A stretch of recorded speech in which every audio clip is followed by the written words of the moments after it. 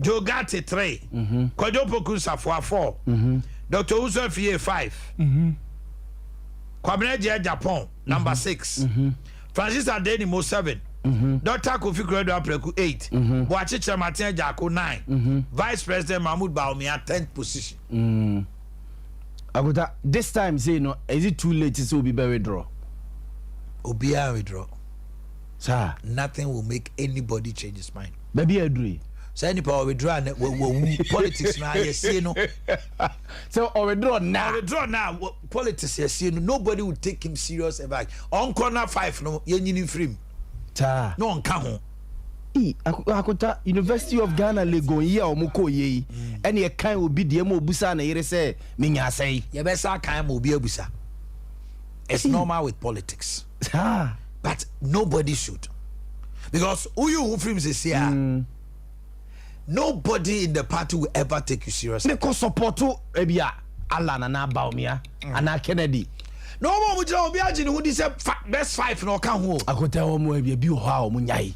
Etu person your selection no akota omo what is it who person your selection no pay 5 send me them my selection your favorite 5 here there. Oh, my favorite 5 here. Vice President Dr. Alhaji Mahmoud Bawumia, Alan Chirematin, Kennedy Japan. 2 no. Dr. Usofie Akuto Agric Minister. Why no? Akuta why no bubu bidi na minti. Me no be abo. I say between Jogate ne Kwabena Japan. Na Sompa unyi Chirematin yi. Why? Boakye Jako. Boakye Jako. Akuta uso akasemo. What was that for ho chire ho? Boakye Jako so. I don't know about delegates no. Okay, but the omo ka se kokoto 1 no na mentiase. Eti delegates ni nyina konom kotoma 1 person. That is the way. Yes. So omo aka no ye be that. Say in order of appearance, say ballot paper so near the. What I'm saying is, some say obi anto wana.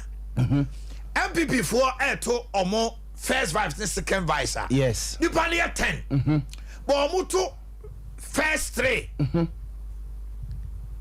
Na kota eno eba ne se no mo check say we no to man first we no to man second omo to a ye kan de onya adodo no ye de kan na de onya ba to so mienu na ye second vice na ye de to so mienu side third vice eno na bi busa se akunta se paper no mate ama me mo se first vice ne second vice nti say that here etu de say nipa ne 6 it is 6 ah the oba akoto no so ano utim more than 1 no I don't know but utim miensa eti utim miensa ebia the obedi kind no okwa owako team baako second one no a team third one no a team te ebia me nya votes 5 eno kra omo team baako nya miensa because uko team miensa ko te bede hu say we na utim the first we na team the second we na team the third yes eti ebia baako no danara ebia ye ni part 20 menya 15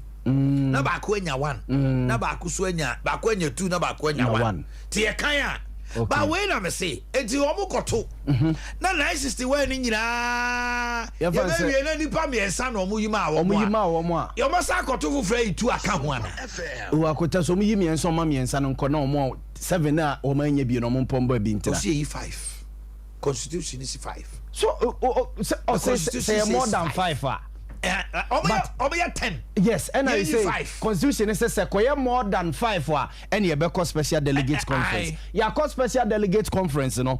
Emu 3. Ena amount for ka ho na bia na 2 no super police station for na twa no. Now akota ha no wanya bi me dem comfort 2 no wanya bi amount. Emra ne say ye be yi nipa num na akogira. Nipa num no. Emra na nka say say miensa na omo so omo pe omo e be gina. Also omo sa to you 2 ka ho. It is omo to ye no 3 to say Vice President Dr. Alhaji Mahmoud Bawumia Kennedy Japan Alan and I say sa 900 or 1000 votes in the 2 aka ho. Because me pray I say me ka 5 no. Agodi who campaign we ya na do afiri mu. Dabi emra ne say ye dinum na eko. Okay say akota say kobasa 3 way ye you omo sinchen. Ne ya say kwakoto abayi 2. Friend ma ko ma me. Fancy mako. Na say 2 na aka no. 1000 ne sa kokoto na say 2 na Caribia me konya bia 900 I oba be kan so we second level send your basa menya vote to check the pattern to some dem be kan we don't can 4 and 5 what be kan 4 and 5 that be we there okay director of elections sales Panichawa we busy kakanti sports for new we are near bedin come okay ya yen kwa de me mo fa number 1 paying into TV no so mo fa to so mame Krata ya that TV sui every men's gold for us here neighbor. Na Adea 70 and a men's gold for anope ye didi san komowe. Sompa FM. As indicated in August 8th release, Men's Gold has successfully and finally completed validation of the transaction supporting documents customers presented for vetting. Unfortunately, it was determined that over 60% of the claims were fraught with unacceptable infractions, which invalidates the claims in question. To the above end, as a part of the final phase of our due diligence process, we urge all customers who believe they have genuine indebted transaction claims to check their transaction status by acquiring a Men's Gold digital verification access card at 650 Ghana cedis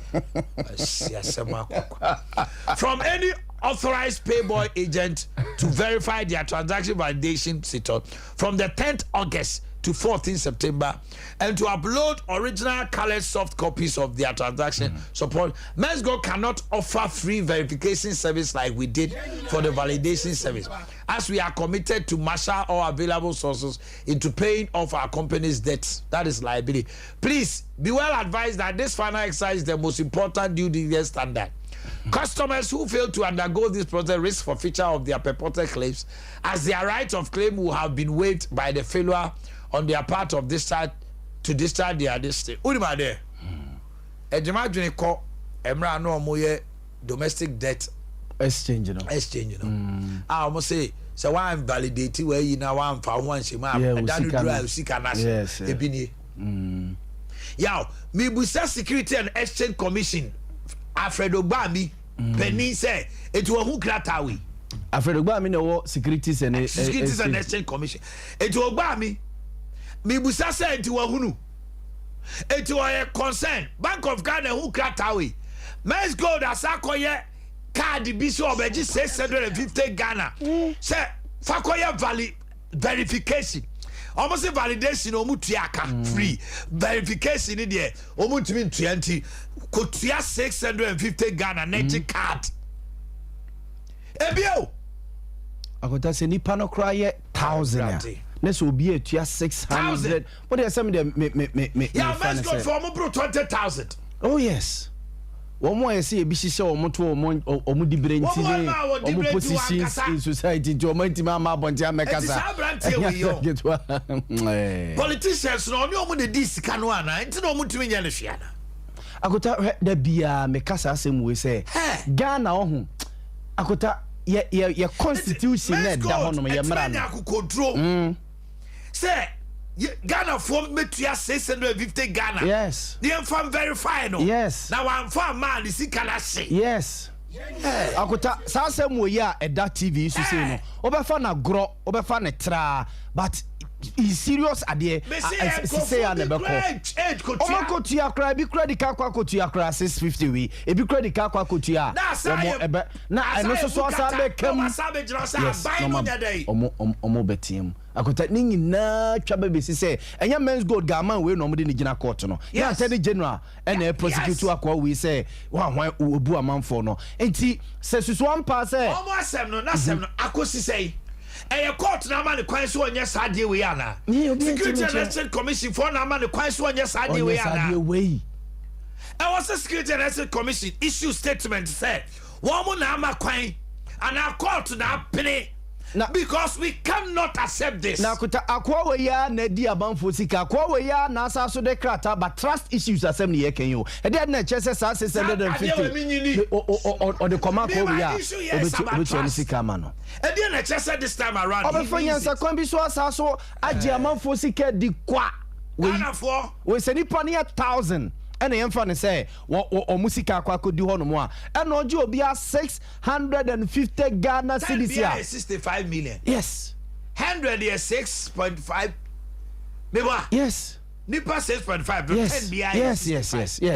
100 is 65,000. Say 1,000 6.5 billion. 6.5 million Ghana cedis. Yes. And 65 billion. And waje the free amount for. Imagine say nipa 10,000. Yes. Multiply 10,000 by 650. Yeah, wakuyen. Agota wakuyen. I say obeji amanfo sika no asaso de ama wo mo. Sana I say this is what at the end of the day, say sika no.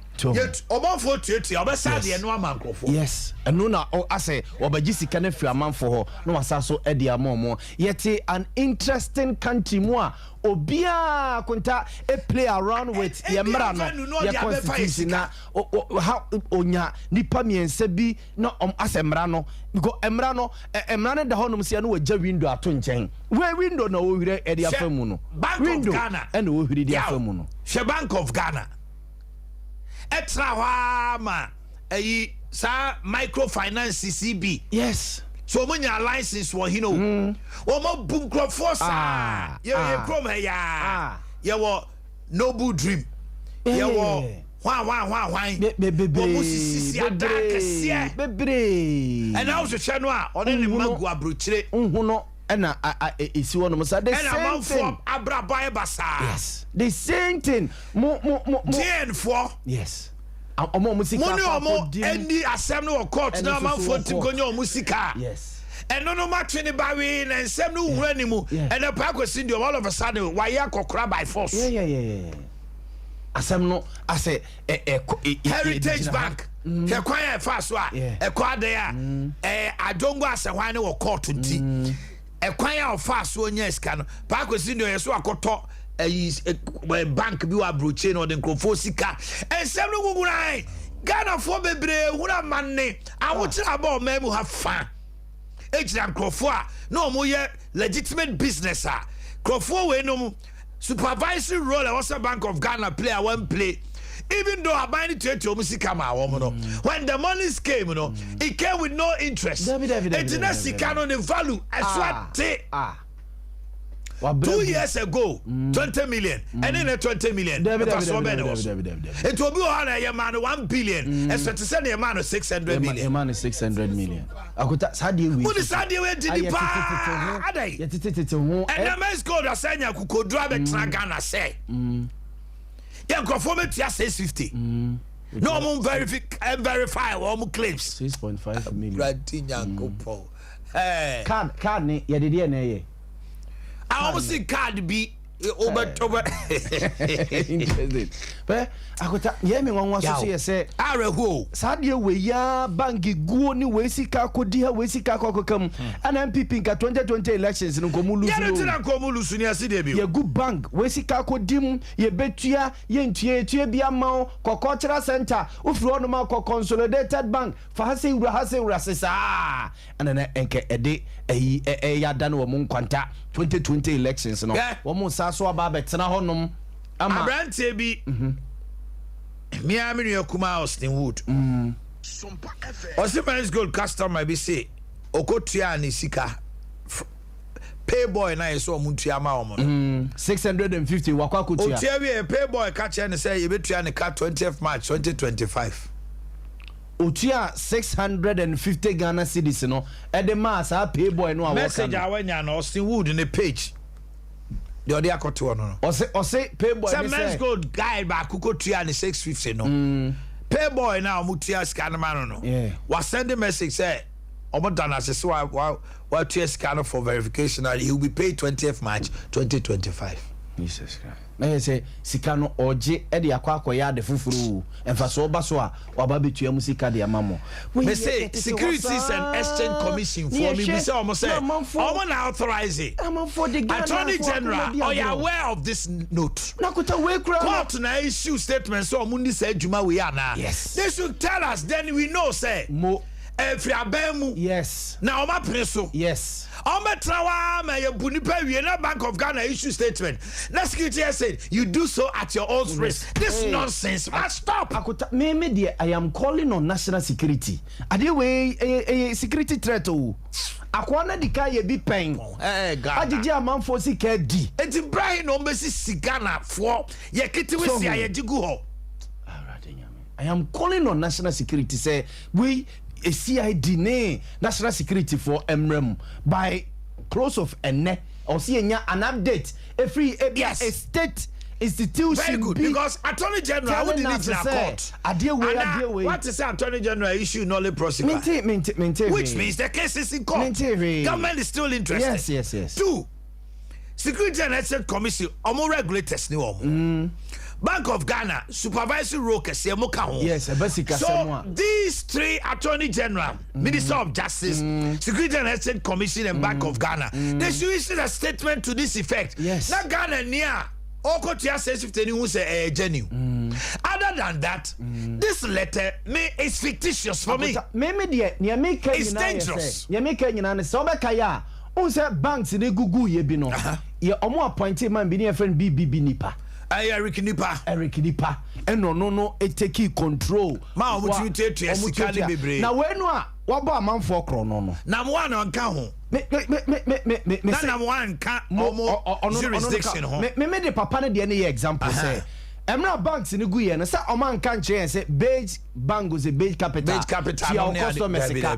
Eyi omo de ma Eric Nipa. Ma sa papa nipa no tena se. Ti adanti na we so obu amanfo a Securities and Exchange Commission moma ono akwan ono na wobu amanfo no won sa so we emeji amanfo sik adentina mo nyi obi so hu ya commission e bia we wo hwe so na eye this exercise validate fund manager. Yes, fund manager nti ade we ni hwe hin ade we ani hwe hin nipa no wabo amanfo kro no amanfo sika akodi ne ho no a omu hu ba bia wafa ne okobia no na masa so ama ne kwan se sa na ti a masa ama ne kwan se let's activate the lines and hear from Ghanaians obu e bia akotua ne sika na e bia wanya message ni bi number is 0551931931 me the onward the year minti yaw I come one city medimadi.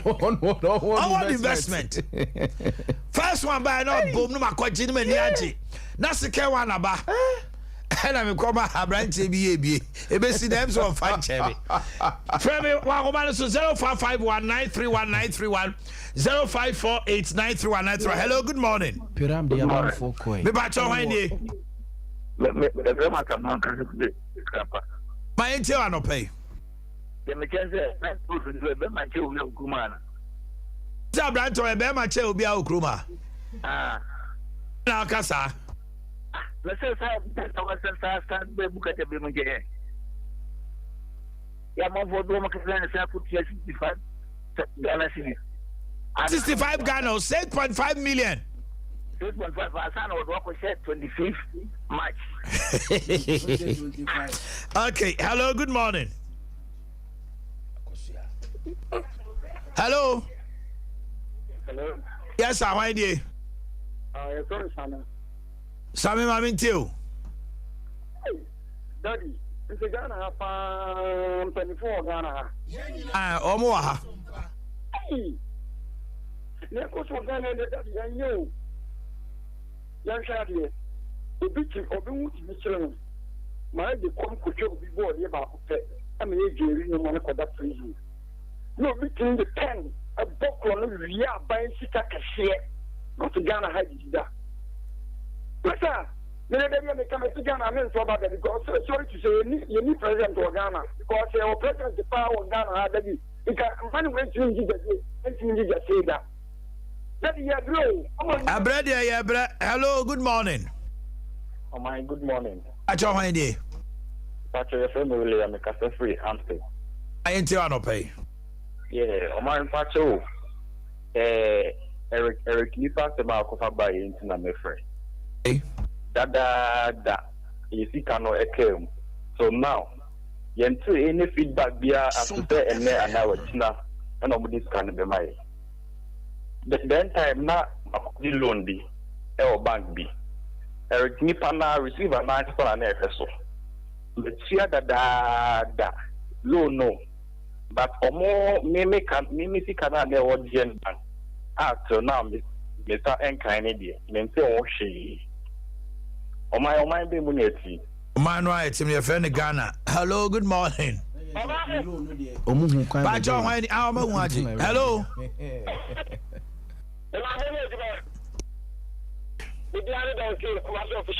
Duncan Casa. Tell me. By 2025, what is the guarantee by 2025 now that supply won't come out of that again? But this is the job I said, and you're right now, and sign of value. Some chase couple flow. I thought that's how we activate come out. It's a book for your show. I'm going to find a new different. Go find the better from that. Hello, good morning. Good morning, sir. Why you? I am Tiana. I'm in Tiano, Paminia. I mean, I said, the movie change the movie. Said, telephone or a month telephone is see and again. And it's a yes, Debbie, so you're binding here. I was your father on Sompa Pepe. Adea Akye Abia. Yeah, did you make any chance or the banana? Real Madrid, you could see say, Tracy, maybe so awesome. Bellingham or Bobo Mene. Jude Bellingham. Who be that? Where we are soon super Bellingham. Hey, I want you too much. So I didn't know I swear. What's you to our brepa? David, I know without. Legend Jude Bellingham. 2 matches, 3 goals. I found my own son in Bopa. Yeah, I'm in Niola. Why is I was England for the but you too much, legend. Now Chelsea, so are they? Hey, what is this guy said? I'm on Fallen Road. I was your father. There was some really tip off. Stay with Adea Akye. Let's get ready to. My name is Kwesi Antich. In this region, sports is all about.